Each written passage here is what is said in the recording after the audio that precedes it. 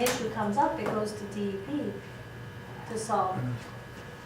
Like I said, it just seems there's a lot of concern about a growing plume or the possibility of leakage.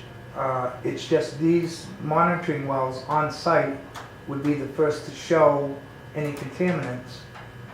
And But that's what they're doing, they're monitoring them, so of course they're looking at them, they're looking at the numbers, they're referring them, that's what they're for. And those results go to DEP.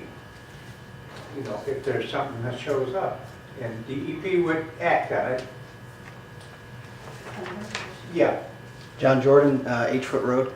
The first VOC exceedance was in 1999 for naphthalene. And in 2009, 1,4-dioxin's been an exceedance in multiple wells at the landfill every year. And 1,4-dichlorobenzene is now an exceedance, and so is PCE. So it's been getting worse progressively since 99. Heavy metals have been an exceedance since 97. I have all the data from the DEP. I have all the listings of everything. The other person we've been invited to the meeting is the representative from DEP, because I don't that'd know be who it great. is anymore, but just have them explain their process for taking action, what steps they take, what time frame they look at. One of the things that happens is, at the state level, they set a standard and say you can't exceed that. And then they do a test and they say you exceeded it, so they say you have to fix it within this amount of time. So months or years or whatever it is go by, and then they come back and they say, darn, you're still exceeding it, so now you better do it within a year from now. And there's nothing anybody can do, because that's the law. So even though we're looking at it, we can't do anything. Even though they're looking at it, they can't do anything. But the one thing to remember from way back is that when they put the law in place about timeframes that they give people to detect it, to address it, and to remediate it, are all established with a sense that the public will be protected. They aren't waiting too long in between, even though it sounds like it's too long. Somebody else put the rule in place to protect the public. It just takes longer than what. Follow up on Mr. Jordan's comments. So I think it's very important to look at the full scope of a monitoring program. Like Mr. Jordan said, there's data going back as far as 1999. So where there might be a concern to focus on one sampling result from one location in 1 year, that's not how monitoring programs work. You're looking at identifying trends, consistencies, and with that substantial amount of data that's been collected over all of those years, there are changes in the aquifer that are impacted by all sorts of seasonal things and drought conditions like we've had. So to make a generalized statement about data from 1999 all the way up to 2016, although some of that is factual, we need to look at a program in its whole. And Ty and Bond is your consultant, and they are very well aware of all of those data, and probably is a valuable resource to give you an overview instead of just looking at one specific data point here and there. Yeah. The question I had before Kevin brought that up was that, Tracy, you had said in the past that the basins are tested and sampled regularly. I asked Jim McQuaid for results for that. I don't think they go to the DEP though, so how can I get a copy of those test results? The basins are sampled under the EPA Stormwater Pollution Prevention Plan program, the NIPDES program. So we have a permit under that program that we apply for. It's a 5-year permit that EPA is responsible for delegating. So that's where the sample results go. They also go to the Board of Health. So the reporting is all done electronically through the EPA, and that's where those test results are. So DEP, just so that it's on the record, is Department of Environmental Protection, which is on the state level in Massachusetts, and EPA is the Environmental Protection Agency, which is on the federal level, which makes it even more complicated, I mean, in a sense, to be working in unison, but there are all those players that are involved in protecting. I don't want to misspeak. I should go back and double check and make sure the town gets a physical hard copy of it, but by regulation, we have to file them on site, which is what we do for review by the landfill monitor board of health there in town. And that's another example of our lane is to look at certain aspects of the operation. DEP looks at certain things and has the authority to enforce those things. And the Environmental Protection Agency looks at certain things and has the authority to enforce those things. And it isn't an authority that we necessarily have.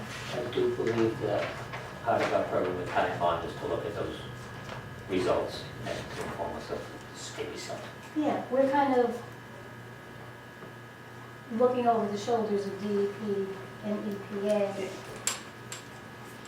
But as I remember it, it's working the way that it's supposed to. There's multiple double checks going on at that landfill. So if Andy doesn't have them, then you have them on site in a log or something? We may have them on the computer when we Okay. do some investigation. Okay, thanks. Give me So a does call, that I'm help? out tomorrow, give me a call next week and we'll, John, do you understand how the NIPD's program works? No, what's the Yeah, acronym? this is- That's what I needed. I have to ask for that We one. have not been doing well with the acronym-free environment. We need to work a little harder on that. What was the acronym again? NPDES, National Pollutant Discharge Elimination System. Okay, so it's a federal program that covers a wide aspect of industry. Right? It's not just specific to landfills. It could be from mining operations, tanning operations, many things in between. So landfills have their own sections, Section L. Wonder if they did that on purpose. So that each one of those industries has a certain pollutant concern that EPA may have for them. So what you might be sampling and monitoring for in landfills is probably very different from the timber industry or somebody who's doing strip mining or et cetera like that. So it's specific to your industry use. It's done by this is an acronym, but I don't know what it stands for, your SIC code. I don't know SIC off the top of my head. I don't use that one very often, but I think it's standard industry code. I might be close. Standard industry classification. Is that it? Mhm. Okay, good. So somebody else knew. So that's in a very abbreviated nutshell how the NIPD's program through EPA works. You apply for coverage under your specific sector. any industry that has any exposure to the environment has to file a NIPSIS permit. The town, I believe, has one for their stormwater and for their wastewater. Obviously, a landfill, anybody who has any type of deposit to the environment would have to have a NIPSIS permit. Oh, so there would be reason why we could look at the factories or even, Provided the factories have exposure to the environment. Most of them now dump their wastewater into a treatment plant and then from their own treatment plant into a public. So they wouldn't have an exposure to the environment. but there are other factories that discharge to the air. That's different programs. So your NIPD's program is specific to stormwater. Okay. And what you're referring to would be a wastewater discharge permit, like if you had a chemical plater who had a wastewater discharge going into the town of Southbridge sewer system, they would have to apply for a specific permit from that municipality. So similar, but different from the EPA program. One is Okay. stormwater, one would be your industrial discharge. But you're talking about air, there is also and the landfill goes through this too, and We have an air permit as well. And where does the air permit come from? Air permit is DEP.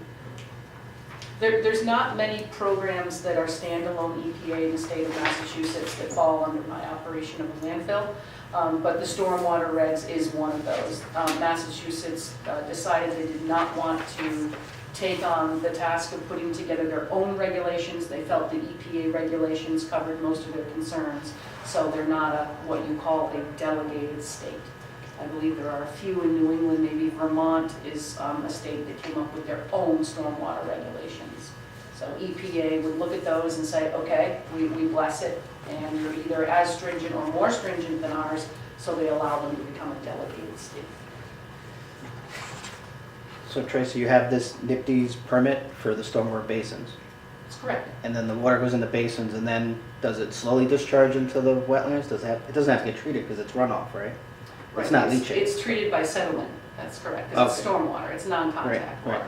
And then it slowly goes through the membrane into the surrounding area, or it doesn't stay there? Stormwater ponds are, it's a pond, and it has a specific inlet, and it has a specific outlet. Oh. And your treatment is between that.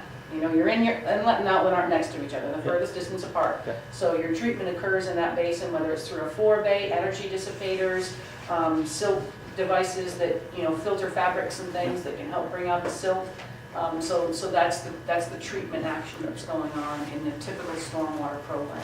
Okay, I thank you. believe the goals of the landfill retention of detention ponds are not infiltration, they are settlement ponds.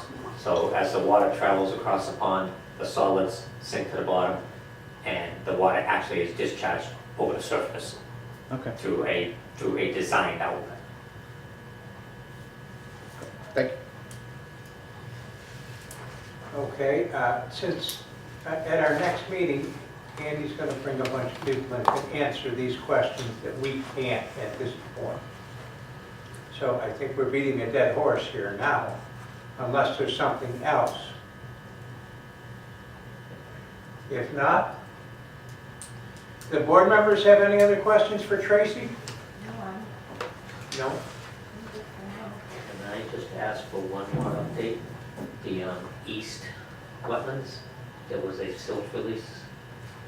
That, Can you just bring us the date on where that stands? I understand it's all cleaned up. We're That's correct. waiting for a grow season to happen for a couple more inspections. yeah, so what we did was we submitted to DEP the summer report that was prepared by Stantec, who oversaw the restoration work there. So that was submitted Monday. I believe Monday was the date. So Stantec will return and do 2 more inspections of that area in 2017.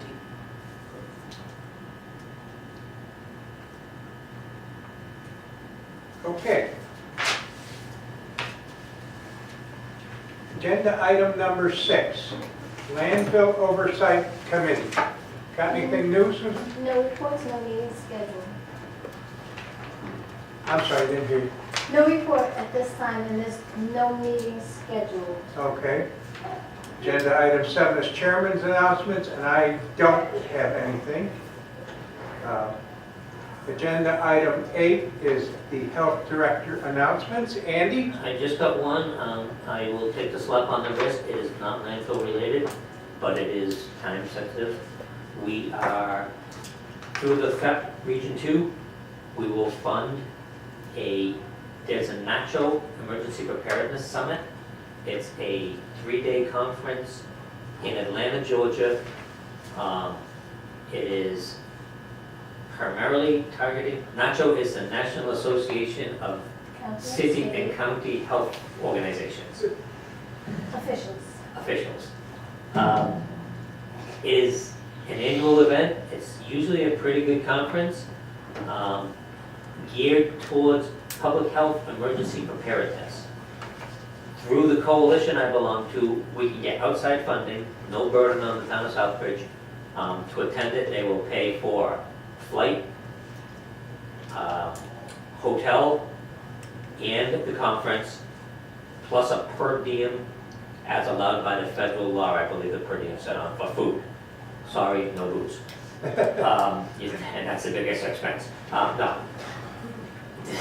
But I'm opening it up. But they do have free stuff in the There are actually, exhibit hall. the exhibit hall this is probably one of the best exhibits I go to for as far as what they're showing. They've got a wide variety. It's a good opportunity for Massachusetts because we are a municipal limited enforcement everywhere. We don't even recognize county governments, and we get to see how the big dogs do it. When I went to one of them, and the the county of Buffalo, New York was there, talking about the plane crash and the response, and we brought our team together, and I'm saying, okay, I'm our team, but that's okay. But they were describing everybody's role, it was an impressive one. I've been to it twice, I plan on going, but I'm opening it up to the board if they want to get back to me. The conditions of the grant are that you would have to pay for it up front and then get reimbursed on the backside. Who's the funding agency? Funding agency is actually through Homeland Security. We get a grant through Massachusetts, and the program I belong to is the FEP, Public Health Emergency Preparedness Region 2, where the central mass is 73 cities and towns from Air and Orange down to Franklin. Basically all of central mass. And we are allowed, I believe, 10% of our total funding, which is just under $500,000 for educational opportunities. And this is the one Dave went to last year, but it was in Dallas. It was, I don't believe it was the same one, because I In thought the the one, spring. I thought the one last year, the one was in the spring, and it was in, Natural has two big conferences a year, the Public Health Emergency Preparedness and another more general public health one. I think the one Dave went to was the general public health one, but there was enough track there that it qualified for this. It was Was it the public summit? health preparedness, because I was there. Was it the summit though? Because I know the summit is held in the spring in Atlanta. Okay, possible. I know he did take advantage of it. He went to a national, I went to a per question. But open up to the board, anybody who wants to attend, let me know and I will get you Dates? involved. They are April 20, you'd end up flying out on April 26th and probably coming back on April 29th. You could stay an extended stay, but any additional days would be on you. And if you're curious, I found a flight out of Boston for $114. I was gonna say, usually $80 one way to Atlanta. It is a really good conference. It is a really good conference. Goes to like, and lots. Anything else, Andy? That is it. Okay, board members' announcements. Susan or Beth, do you have anything? I have none. I have two things. One of them is a request that we ask DEP for data about air permits and discharge to the air, because they do have maps that show the major sources of pollution, and we do have some businesses that do discharge to the air that are really worth looking at. It's not just the landfill in town, but there is a huge asthma program, and we might be able to find something useful. Even if it's just showing us where the maps are, so we can look ourselves and see who has those permits. So you are looking for basically a list of who has the permits, and if I can get them, program it is on those permits. Yeah, and then I haven't looked in a long time, but I know there are maps. You can Yeah. go push a button and see the places on a map and see their designation as to whether or not they are a site of concern because of the emissions. I think we could look at something like that. There's gotta be something out there. All right. You got another one? All right, it isn't related to the landfill, it is related to public health.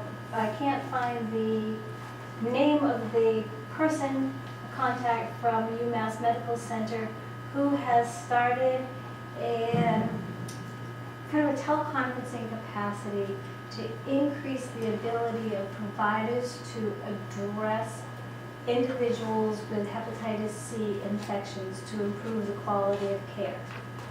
And they are trying to reach out to healthcare providers in this area to make sure they're aware of that resource so that they can kind of form a collaborative with the school as a center of excellence, providing expertise to those who are treating people with hepatitis. There's still a huge problem with hepatitis being accurately diagnosed, being adequately treated. So any steps that we can take to help improve access to quality care would be worthwhile.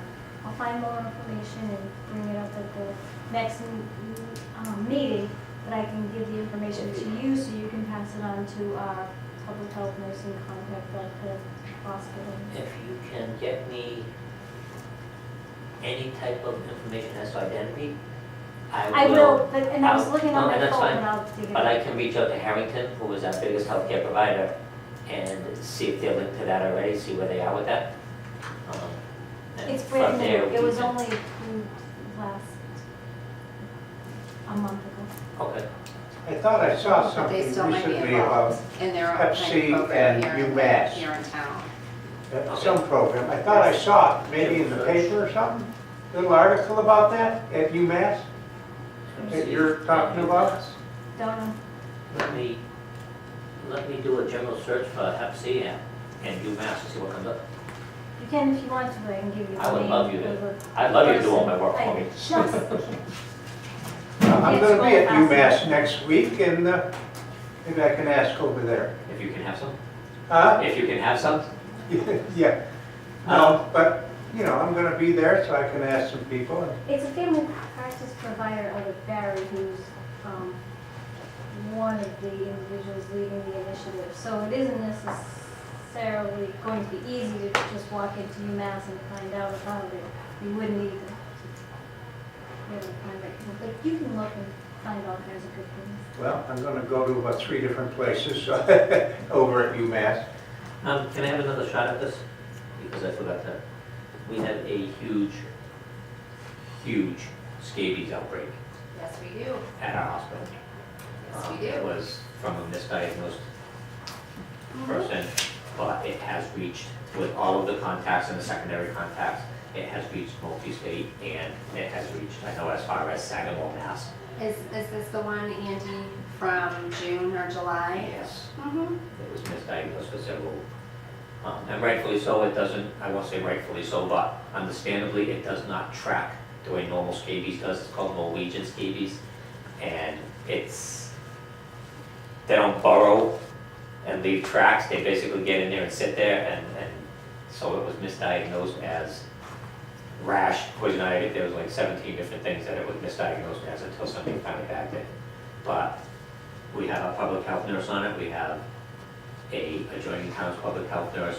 The hospital has offered free treatment for anybody found that That's not enough. That isn't good they enough. are doing all the outreach, they are funding everything. They're doing a lot. They are doing, Well, I'd like to hear more about it. That isn't necessarily sufficient. I've had to deal with these in the past. It does take a concerted effort. It's time sensitive. Every single person needs to be treated at or about the same time so that it doesn't continue. Even going out and making sure that there are enough supplies of the medication in the region to be able to give to all those people is part of. we sent it out public at the meeting today. We had a FAP meeting of the regional public health. Literally every public health nurse in Central Mass is aware of it. They will be getting the contacts. It is actually pretty well organized at this point. I believe Harrington stepped up. Once they realized what was going on, they stepped up. They are responding, they're funding everything, they're treating everybody. They are reaching, like I said, to primary, secondary contacts. I actually saw a list today of, it was like a 5-page list of people that they are contacting, and another list of people that they have failed to contact to this point, and they are still reaching out to. What was the dates of this? It happened in June. June.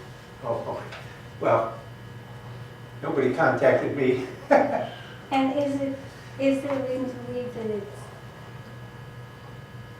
that Harrington is, Harrington, this we think, is the actually is epicenter. probably, should be protected confidential information? I'm We not- shouldn't be We're part of we're it. not breaking any. I'm being very careful not to We're not discussing. try to any cross In it. personal in information. Massachusetts, if the confidentiality laws extend to agencies as well as to individuals, then we have compromised.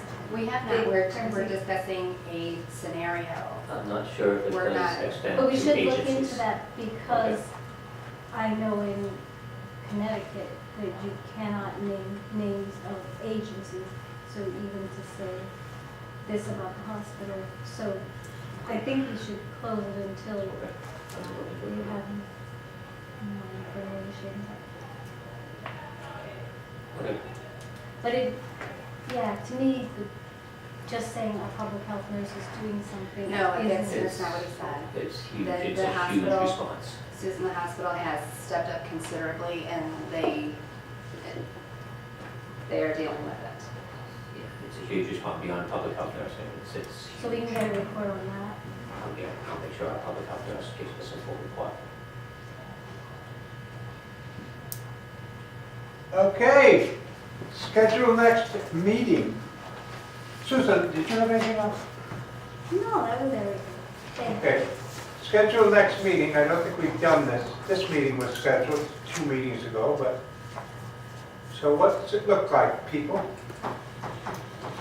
25th, no, just kidding. Works for me.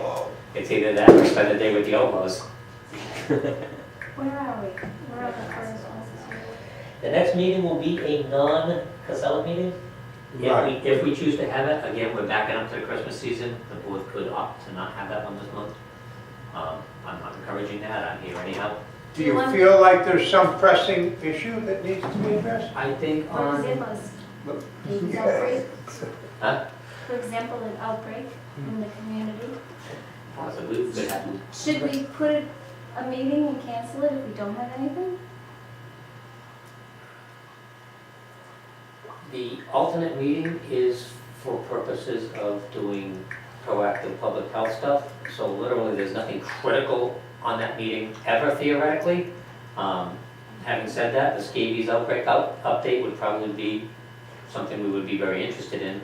So it would just be at what pace the board wants to move forward with non-Casella stuff, essentially. So it would be the board's decision if they want to have that or not. Well, Sheriff? anybody got any preferences or something that they can't attend? The Well, 15th would work. pardon? The 15th would work, that's too. 15 will work with me, It's fine with me. I think. No, that's okay. That's a different doctor over in Worcester. On the 15th. God. Hard to keep them all straight. Yeah, 15th, Thursday the 15th. Beth? That's fine. Okay, I'm good with that. So let's schedule it for the Thursday, December 15th at 6:30 p.m. If we have the air permit information possibly, and if there is a chance that the public health nurse could come in, it would probably be a good time to look at the annual reportable disease statistics and look at any trends. I don't know what the usual time frame is that we look at those, but even taking them into consideration for the community needs assessment to see where we're tracking for that. Did you find out availability on that, Andy? Thank you. And whatever her contract is, I think you need to review her contract to make sure that it's sufficient. Okay.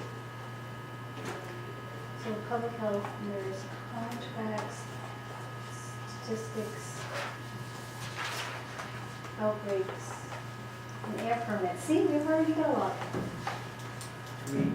Well, then maybe we could get the numbers on the STDs as well, Yeah, whatever, since that seems to be on the rise around here. STDs, reportable disease. yeah. Chlamydia, gonorrhea, syphilis, Yes. reportable. I would be happy to entertain a motion I for would. adjournment. I would. I second. We have because we're doing 2 meetings, because you're asking me to bring Jeff Oxman and Scott and invite DEP to our next landfill meeting, I would ask that we set that date so I can give them a long enough heads up to say, hey, are you available this date? How about December 25th? Again, it helps me avoid the outlaws, I'm good. I would say first meeting in January would be the candidate. I would I would like say to, the second, I would say really- later, yeah. give them a little more time and not close to the holidays, just give them a little break. It's a very busy time of the year. Okay. And I'm, you know, I really would like to attend that meeting, and I am out of town the first week of the year. Oh, I Okay. said the first meeting, I don't care when it is. Oh, okay. The first meeting of January. Yeah, that's So- okay. Do you want to try to set a date for that? Yep, so that I can give them a date that I'm inviting them in. Yeah, but The 26th? I'm not available Of January? that week I won't be here. Do you want it the 2 weeks after that? Because is February soon enough? If nothing's as much as. I would prefer we move it back a week. Are you available back a week? The reason for that is as we get into February, we are pushing the end of the review period for the site suitability. And I would like to give Mike Scott an opportunity to let us know what's coming before it's here. 14. So the week before so the 19th? January 19th is 6:30. 19th, yeah. Where you gonna be? Oh, I hate you. Why do I have that noted on my calendar? All right. Oh, okay. 19th?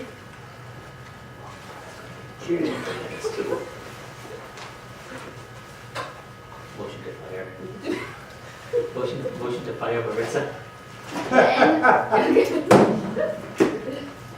Do I have a motion to adjourn? I make a motion. Oh, that was reluctant, though. I know, she hesitated on that one. All in favor? We are adjourned, ladies and gentlemen. Thank you very much. Give somebody an opportunity to not second.